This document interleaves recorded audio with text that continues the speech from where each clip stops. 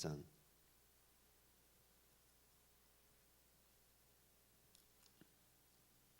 38절 39절 말씀, 두 절 말씀 보도록 하겠습니다.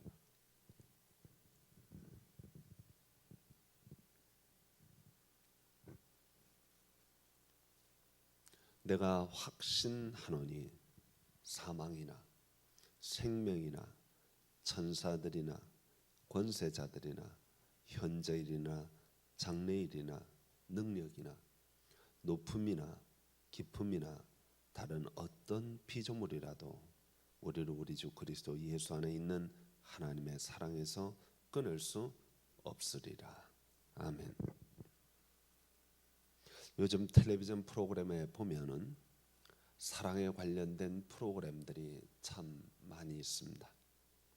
가상 결혼 프로그램부터 시작해서 TV에 보면은 사랑에 관련된 프로그램들이 참 많은데, 사랑이라는 게 참 이상합니다. 분명히 서로 사랑하지만 그러나 늘 그 사랑에 대하여 의심하고 갈등하고 그래서 확인하려고 하는 것이 사랑입니다. 혹시나 상대방이 나를 싫어하지는 않을까, 혹시나 상대방이 나를 외면하지 않을까 해서 불안하고 초조해하는 것이 인간인 듯합니다. 그런데 우리가 하나님에 대한 사랑도, 하나님께서 우리에 대한 사랑도 그렇게 생각할 때가 가끔 있습니다. 혹시나 하나님께서 나를, 내가 너무 부족하니까, 내가 너무 죄가 많으니까, 내가 너무 모자란 것이 많으니까 하나님이 날 사랑하시다가 이거 아니다 라고 생각하고 나를 외면하시지 않을까, 그런 염려가 있어요. 특별히 어려운 시험을 당할 때, 내가 힘든 일을 당할 때 더욱더 그런 생각이 우리 마음속에 찾아옵니다. 하나님께서 진정 날 사랑하신다면 나를 푸른 초장, 맑은 시내로 인도해야 하는데 왜 나는 지금 이렇게 고통 가운데 있는가? 왜 나는 지금 이렇게 사망의 음침한 골짜기에서 헤매고 있는가? 남들에게는 어려움이 있을지 몰라도, 예수 안 믿는 사람들은 고난을 당할지 몰라도, 우리는, 예수 믿는 우리는, 하나님 앞에 경건하게 살려고 노력하는 우리는 더 잘 살고 더 행복해야 하는데, 오히려 더 어렵고 오히려 더 힘들 때 하나님 정말 날 사랑하십니까? 하나님 믿으면 뭐가 좋은 일이 있어야 되는데 왜 이렇게 어려운 일만 있습니까? 하고 의심하게 된다는 것입니다. 우리가 100번 양보해서 우리가 그런 어려움을 당한다고 합시다. 그렇다면 하나님께서 우리로 하여금 그 시험과 어려움에서 우리를 건져줘야 되지 않겠습니까? 우리가 생각할 때 그런 생각을 가지기가 쉽습니다. 왜 나를 건져주시지 않을까? 왜 나를 구원하여 주시지 않을까? 왜 나를 이 위경에서 나를 빼내 주시지 않을까? 그때 우리는 하나님 정말 날 사랑하십니까? 그렇게 생각을 합니다. 우리 주변에 보면 환난을 당하고 시험을 당하고 어려움을 당하는데도 불구하고 믿음 위에 꿋꿋하게 서서 하나님께 영광 돌리는 사람이 그리 많지 않습니다. 물론 성경에 보면 그런 사람을 볼 수 있습니다. 다니엘의 세 친구는 풀무불에 던져질 때도 큰 믿음 위에 그리 아니하실지라도 하면서 풀무불 속에 들어갔고, 다니엘도 사자굴에 던져질 때 믿음으로 굳건히 섰던 것을 볼 수 있습니다. 초대교회 성도들 역시도 마찬가지입니다. 돌에 맞아 죽는 한이 있어도 믿음이 흔들리지 않았어요. 우리는 그런 사람을 보면서, 아니 저분들은 저렇게 믿음 위에서 모든 시험을 이기는데 왜 나는 이렇게 믿음이 없을까? 왜 나는 이렇게 자주 넘어지고 자빠질까? 그러면서 하나님의 사랑에 대해서 오해할 때가 종종 있습니다. 그러나 여러분, 우리가 여기서 한 가지 오해하지 말아야 할 것은, 저들이 모든 시련과 환난과 어려움을 극복하고 승리했다고 해서 다니엘의 세 친구가 사도 바울이 우리보다 훨씬 더 훌륭한 사람들이냐? 전혀 그렇지 않습니다. 그들은 우리하고 똑같은 성정을 갖고 있는 사람들입니다. 저들이 그 모든 시험을 이겨낸 데는 자기들의 힘이 커서가 아닙니다. 자기들의 능력이 세서 아닙니다. 저들이 그 모든 시험을 이길 수 있었던 것은 하나님의 은혜 때문입니다. 하나님의 도우심 때문입니다. 다니엘이 사자굴에 던져졌을 때 하나님께서 천사를 보내어 그 사자들의 입을 막으셨습니다. 다니엘이 그 사자 입을 막은 게 아닙니다. 하나님이 막으신 것입니다. 다니엘이 사자 입을 막을 수 있었으면 하나님 천사 보낼 이유가 하나도 없었습니다. 다니엘의 세 친구도 마찬가지입니다. 저들이 승리했다고 저들이 결코 자랑할 게 아무것도 없습니다. 우리가 기죽지 말아야 할 것은 저들의 승리는 저들의 잘남 때문도 아니요, 저들의 실력 때문이 아니요, 저들의 능력 때문이 아니라 하나님이 바로 그 순간 개입해 주셨기 때문입니다. 그러면 여러분들 중에는 그런 말, 왜 그런데 우리한테는 하나님 개입해 주지 않으셔요? 지금 당장 내 앞에 있는 사자의 입을 막아 주셔야죠. 우리가 그렇게 말할 수도 있습니다. 그러나 2000년 기독교 역사를 살펴보면 우리 그리스도인들이 꼭 앞에 있는 사자의 입을 하나님 탁탁 막아주시고 풀무불에서 딱딱 건져주시고 감옥에 착고에 채였는데 하나님이 천사를 보내서 그를 건져주시고 그런 일도 있지만 또 십자가 형틀에 매달려서 피를 흘려가면서 죽는 일도 있었습니다.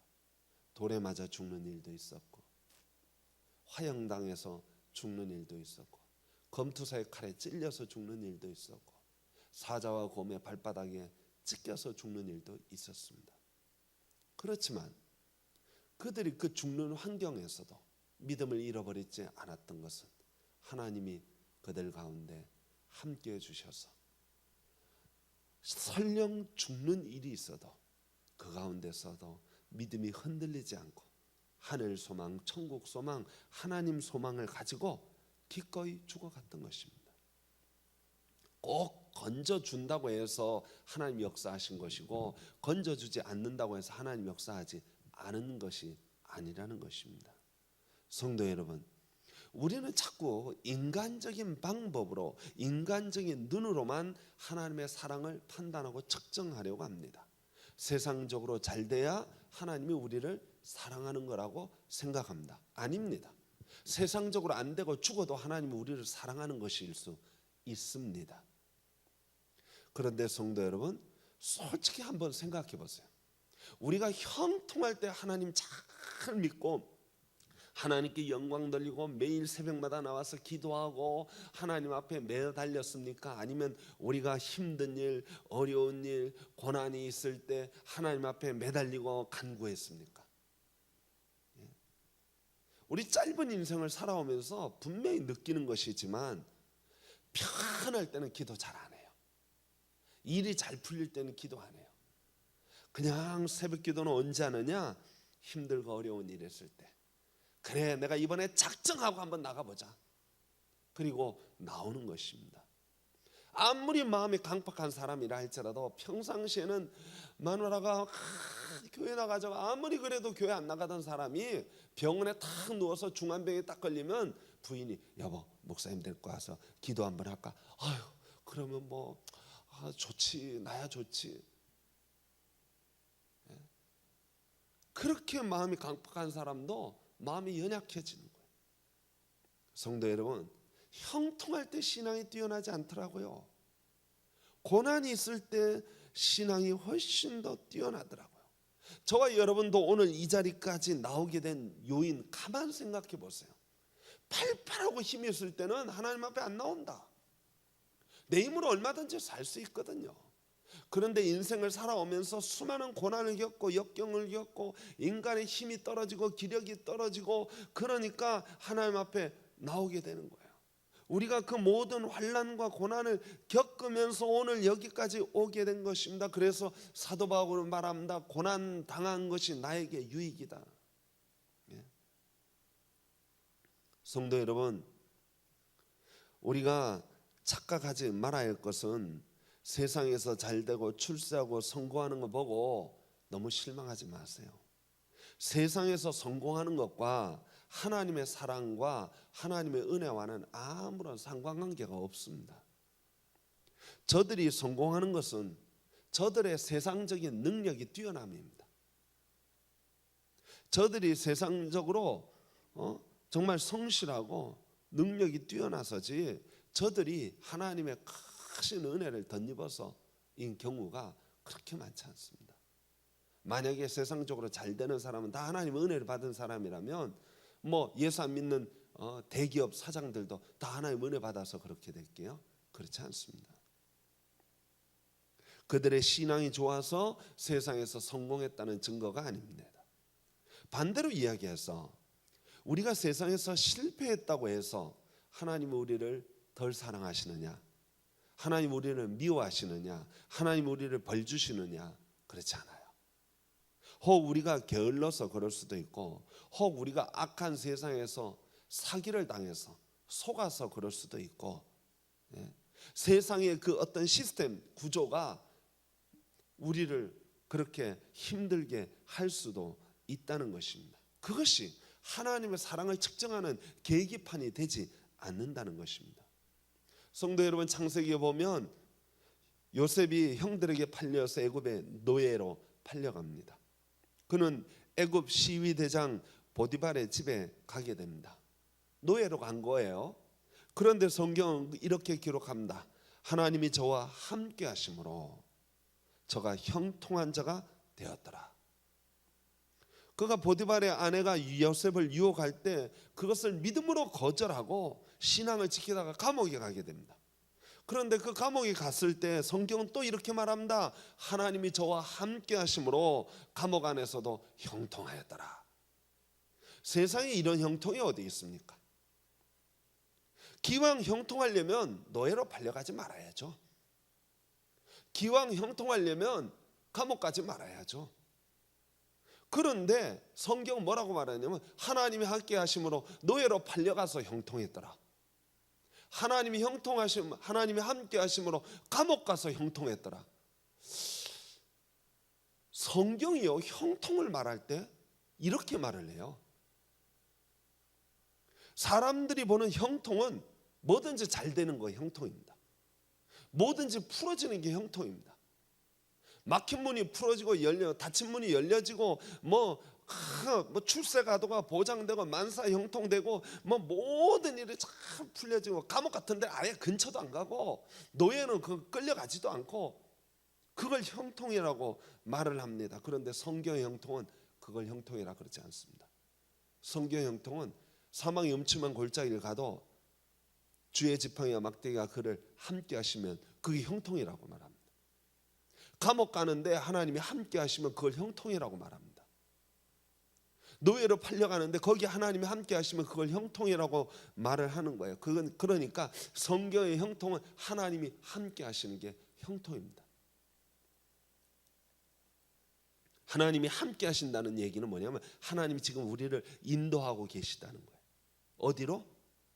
선한 길로. 지금 눈물 골짜기를 통과하는데 하나님이 그 길을 통과해서 인도하신다는 거예요.